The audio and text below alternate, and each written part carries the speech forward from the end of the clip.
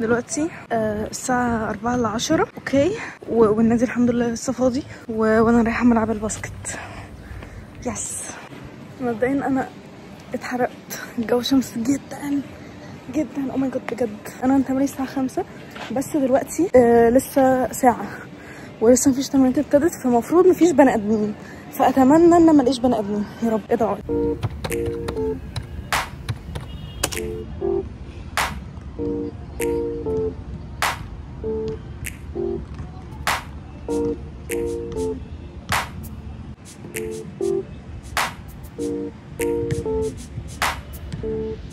هاي، وصلت اخيرا والجو شمس قوي قوي. حاسه ان انا هلاقي فايده لكاب التربيه الوطنيه. كنت عايزه اكلمكم عن حاجه. ليه انا بحب الباسكت؟ بلعب باسكت من 2021. بصوا، عارفين لما تبتدوا حاجه وما تكملوهاش بيبقى احساس وحش، صح؟ فانا طول حياتي ابتديت كنت بلعب سباحه، فبطلت سباحه في كورونا، بس الصراحه السبب الاساسي يعني اللي خلاني اوقف هو كان كورونا يعني. وفي فتره لعبت كونغ فو، قعدت فيها حوالي مثلا 2-3 سنين. كان عاوزني اطلع بطوله معاه بس كان بيضغط عليا قوي. انا ما كنتش فاهمه، ما كنتش مدركه الادراك الكفايه. فكنت بعمل ايه؟ كنت ماما قالت لي لو خلاص، لو انت شايفه انت يعني مضغوط عليكي، عشان مش قادره بجد مش قادره اسيعنا.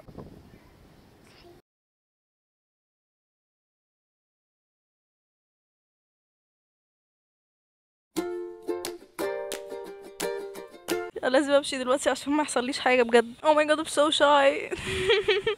I'm so shy. لا لا لا، مش هقدر. انا لازم امشي.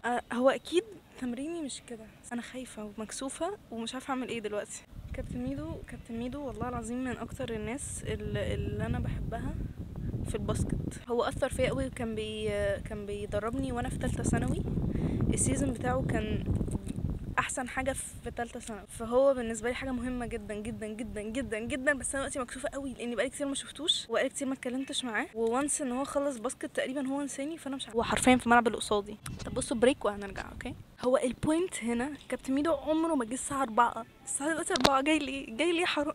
ليه ليه ليه؟ انا كنت بتمرن معاه سنه، طول حياته بيجي الساعه 5:10. طيب يا جماعه، انا بعد شويه سبت الملعب، جيت قعدت في مكان فاضي ما فيهوش بني ادمين. يعني انا ما عرفتش اسلم على كابتن ميدو، وفي نفس الوقت ما عرفتش العب. بتحسوا ان انتوا ساعات ضعاف. انا كنت كده. اولا هو كان معايا كنت بتمرن معاه في فريق كان مقسمنا هو مجموعتين. كابتن ميدو مجموعه اولى ومجموعه تانية. المجموعه التانية كانت هي المجموعه اللي بتلعب ماتشات وكده، والمجموعة الأولى دي المجموعة اللي مش بتلعب ماتشات، ودي مستواها المفروض انه أقل من المجموعة التانية. وأنا كنت في المجموعة الأولى اللي هي مش بتلعب ماتشات، اللي هي المفروض مستواها أقل من المجموعة التانية. أنا كنت مبسوطة، بحس ان انا بحس بالأمان، وبحس ان انا بلعب، وبحس ان في حد بيشجعني على حاجة. يعني أكتر حاجة كنت بحبها، يعني سبحان الله، هي كان بتيجي في وقت والله العظيم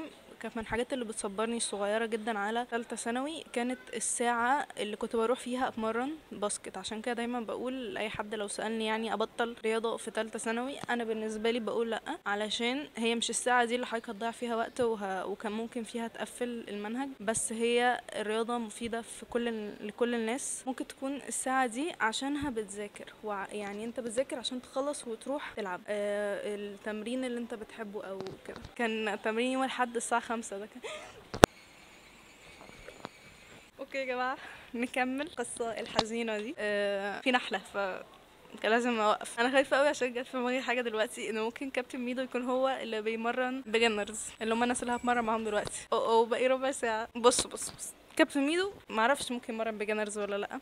انا متوتره جدا جدا. سبحان الله، الواحد بيفضل بيبي. يعني تفكيري ما اختلفش عن وانا في كي جي 1 والله العظيم. يعني انا نفس اللي بحس بيه وانا في كي جي 1 لسه بحس بيه دلوقتي. انا نفسي اسلم عليه بس مكسوفه اسلم عليه، مكسوفه من كتر ما انا فعلا الانسان ده بالنسبه لي انسان مهم. يعني انا ما اعرفش يا جماعه، خايفه قوي بجد. كنت بقول لكم بقى حاجه مهمه قوي. الرياضه مهمه لكل الناس في كل العالم في كل المجالات، وايا كان مستواك الاجتماعي وسنك وبتعمل ايه في حياتك. يعني مثلا لو انت مدير شركه لازم تلعب رياضه وتختار نوع رياضه تحبها. لو انت كابتن مدرب يعني لازم انت كمان تكون بتلعب، مش بس تستخدمها كشغلانه، انت كمان لازم تكون بتلعب. لو انت جيرل وبتقعدي في البيت، دي حاجه مش وحشه، بس انت لازم تلعبي رياضه. لازم تلعبي رياضه مهمه.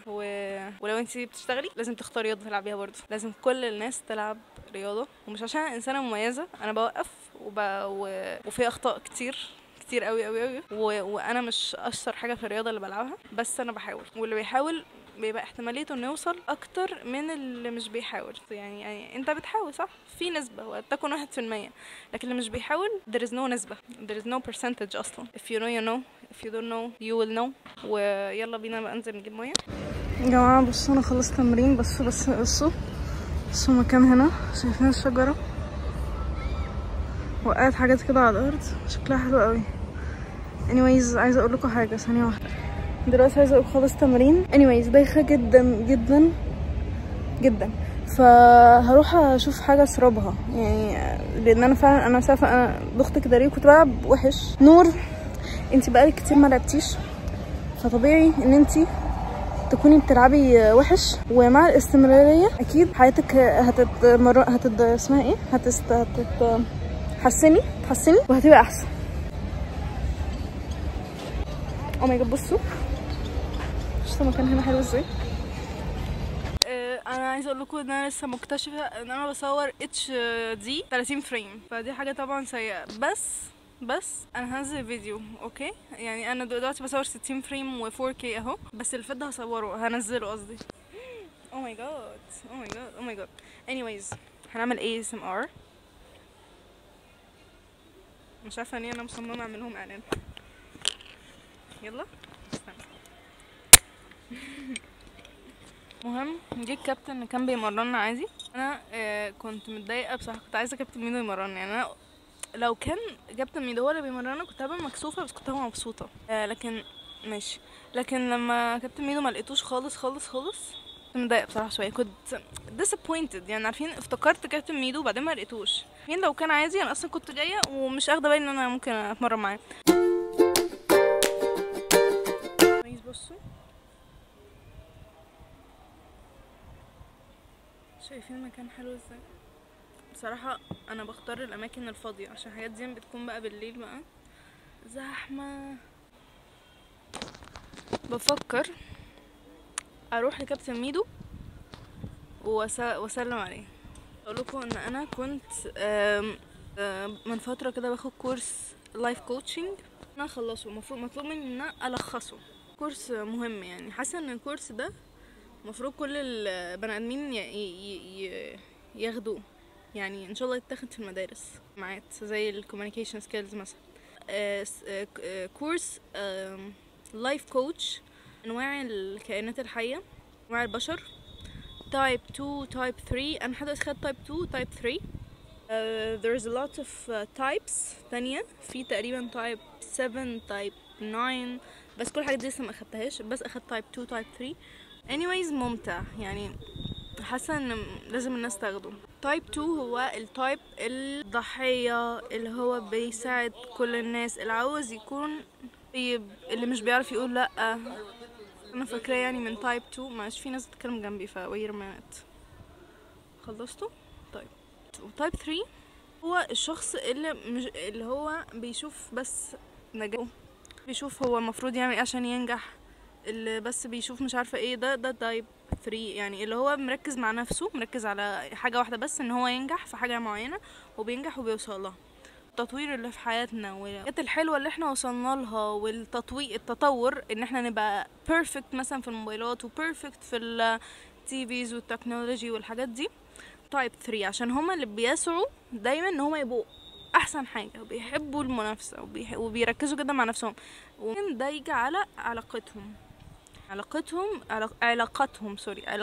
اللي هي مثلا علاقتهم مع ما تبقاش احسن حاجه، علاقتهم مع مش عارفه مين ما تبقاش احسن حاجه كده. مش شرط انت تبقى one type يعني، على حسب ما فهمت انت ممكن تكون مثلا one type يكون الاساسي عندك، تايبس ثانيه فرعيين. يعني مثلا يبقى عندك مثلا تايب 3 هو الاساسي، وكان متفرع منك مثلا تايب 2 شويه وتايب اي حاجه تانية. انا فهمت ممكن يبقى عندك اكتر من تايب مخلوطين مع بعض عشان احنا مش روبوتس يعني. يس، ايه الهدف بقى من حياتنا؟ ان احنا نوصل لسنتر كل تايب.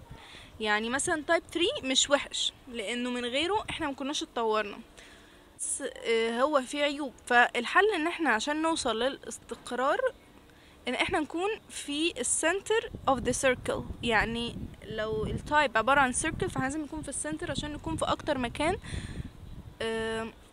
مستقر، او نقطة الارتكاز تقريبا اسمها كده. ونفس كان مع تايب 2، طيب جدا ومش عارفه ايه، بس عشان هو ما يقتلش نفسه من كتر ما هو طيب محتاج ان هو يوصل للسنتر. فكورس حلو وجميل ومحتاجه بني ادمين كتير مثلا ياخدوه يعني. طيب دلوقتي انا لفيت النادي كله تقريبا، وطلعت فوق الملعب اللي فوق، وما لقيتش كابتن ميدو، لدرجه ان انا تخيلت ان انا اللي عدى من جنبي ده ما كانش كابتن ميدو، بس انا عارفاه.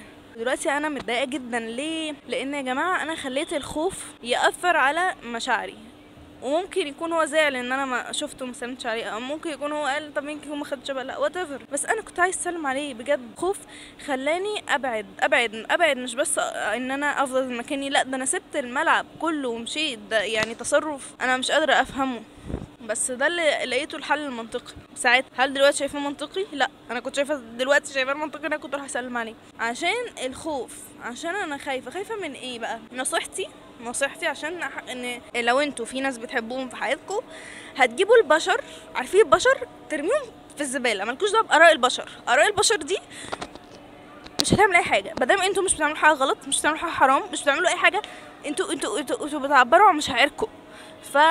عبروا عن مشاعركم. ليه بقى؟ لان دي حاجه هتبسط البني ادمين التانيين.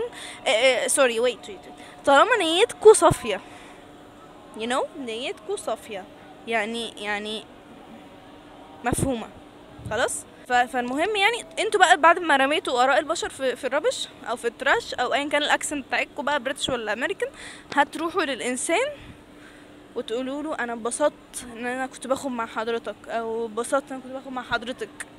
في حمامه بس فمضايقاني يعني. ماشي. ان اتبسطت ان انا باخد مع حضرتك، او اتبسطت ان انا باخد مع حضرتك، انت كنت مميز، انت ساعدتني مش بس في الدراسه وكمان معنويا. ايوه، ليه ما نقولش شكرا للناس اللي احنا شايفين ان هم كانوا مفيدين بالنسبه لنا؟ عشان احنا خايفين من ايه؟ ان هم ضايقونا. لو احنا نيتنا صافيه، يبقى احنا ملناش دعوه براي البشر. قلنا هنرميه في الزباله، في الربش، في التراش، هنرميه في الربش، وهنروح للناس نشكرهم على تعبهم معانا، زي ما انا بشكر كابتن ميدو. ولو شفته دلوقتي هتبسط جدا جدا جدا. وانا حاولت اطلع الستوري اللي حصلت في الفلوج دي اسمها ايه، نصيحة. anyways قربت امشي، بس حبيت اتكلم معاكم في الموضوع ده، وخلاص الدنيا بدأت تبقى بالليل يعني. بعيدا عن زوايا التصوير الغريبة اللي بصور بيها دي، بس انا يعني ده يوم تاني اصلا، وانا اكتشفت ان انا I forgot to end the video، so هنقفله دلوقتي عادي، مفيش مشكلة. اولا لو عجبكم الفيديو متنسوش تعملوا لايك وشير وسبسكرايب، ولو عايزين نصور فلوجز تانية بليز اكتبوا في الكومنتس تحبوا نصور فلوجز عن ايه ونعمل ايه مع بعض، عشان نخلي حياتنا احسن مع بعض.